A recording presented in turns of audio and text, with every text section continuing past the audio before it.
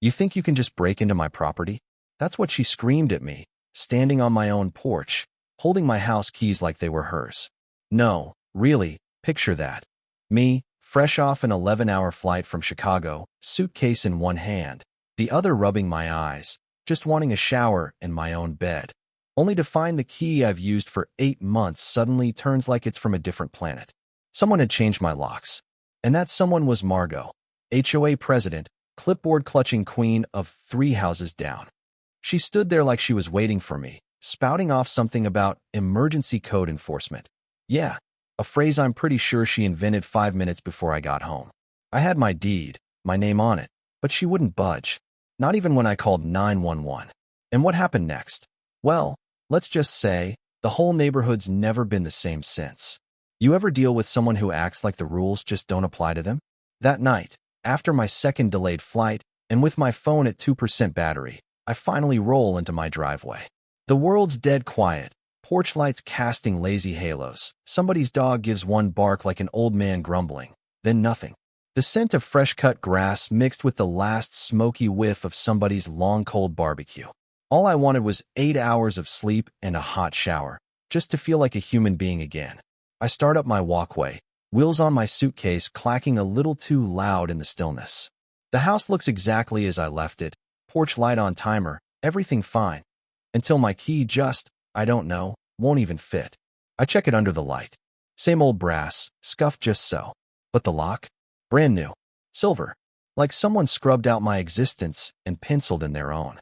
Now, I've got training for emergencies. Pharmacy school. They drill you not to panic. Just observe, assess, and breathe. So that's what I did. I stepped back, really looked at my house, saw the lamp still on inside, even though the timer should have turned it off hours ago, saw the TV casting weird blue shadows. I definitely hadn't left the TV on. No warning, no text from any HOA, except one weird and signed message. Property secured due to HOA violations. Contact board for access. No signature, no nothing. Then footsteps crunch the side yard gravel. Margot emerges, blazer and clipboard, hair perfect, 50-something, face like she's hosting a bake sale and an IRS audit at the same time. She calls me by name, like I'm supposed to be expecting her at 11 at night, and tells me, real cheery, "We need to discuss your violations." And she's holding my house key. Yeah, the exact one from my keychain. I keep my face neutral because I know how this looks. A black man in a mostly white suburb, locked out of his own house at midnight by the self-declared queen of the HOA.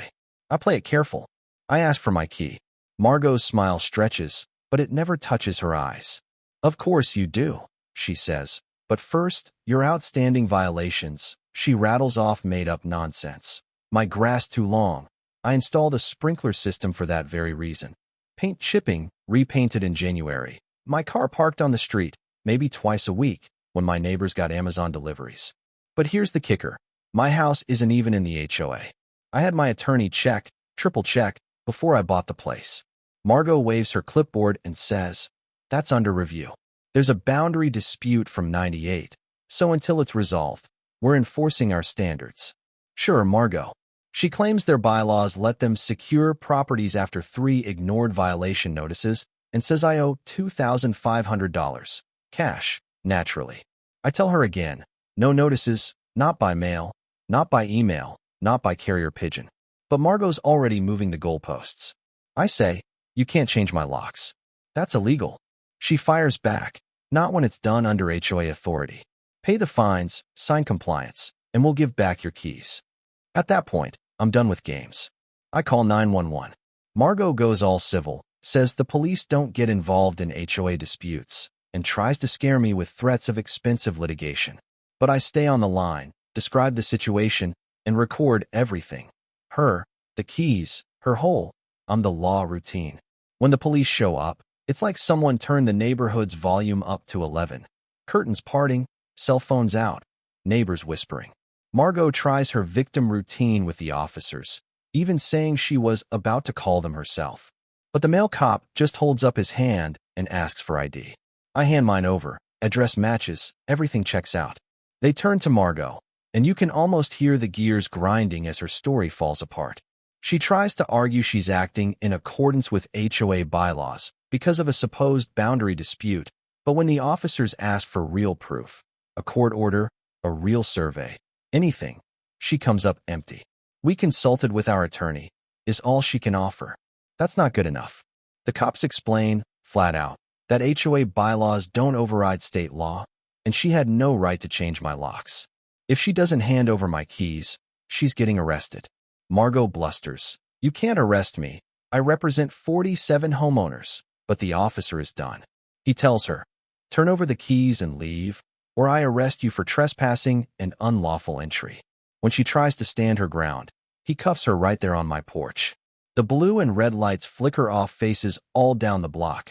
Phones out, kids in pajamas, neighbors quietly cheering. For a moment, I almost feel sorry for her. Almost.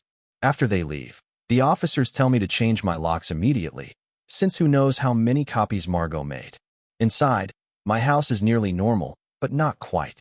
The filing cabinet's been searched, drawers just slightly ajar, my safe moved, laptop on the wrong side of the table. I take photos of everything, time-stamped, geotagged, cloud-backed. Then I check my Nest Cam. Motion detection recorded Margot and the HOA vice president, Clayton, snooping for half an hour, rifling through every document, every drawer, even my fridge. I save every frame, email the evidence to the cops, back it all up. And when I finally sit down, all I can think is, what the hell were they hoping to find? The next morning, neighbors start trickling in. Linda from next door, casserole in hand, gentle but steely, telling me Margot tried the same tricks on another family who ended up moving out of state. Carlos from 3 houses down shows me his video. Margot getting arrested, him getting fined for hanging a Mexican flag on Cinco de Mayo. Then Sarah from the HOA board, pale, eyes wide, says she pulled the records and found zero mention of any boundary dispute. Margot made it all up. There's no record, no real fines, nothing. She calls for an emergency board meeting that night. At the meeting, the room is packed.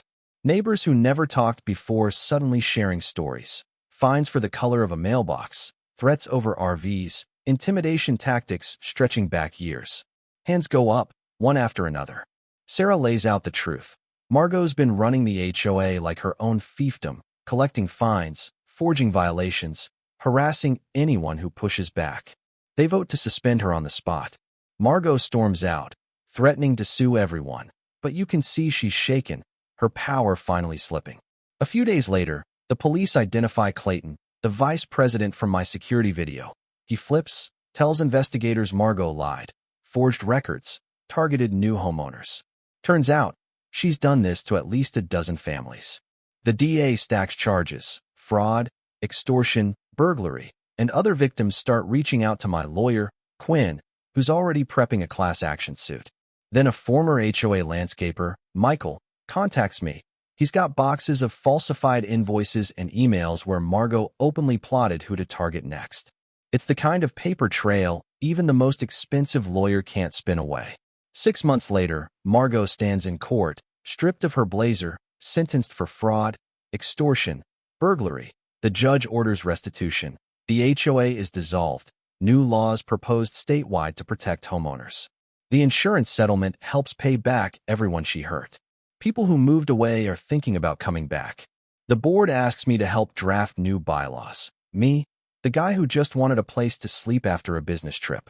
I'm no hero, and I sure didn't want a spotlight. But sometimes, standing up for yourself means standing up for everyone. My house feels like mine now, in a way it never did before. I lock the door at night and know it'll open for me in the morning. Sometimes I think about how close I came to losing it all because one person decided I didn't belong.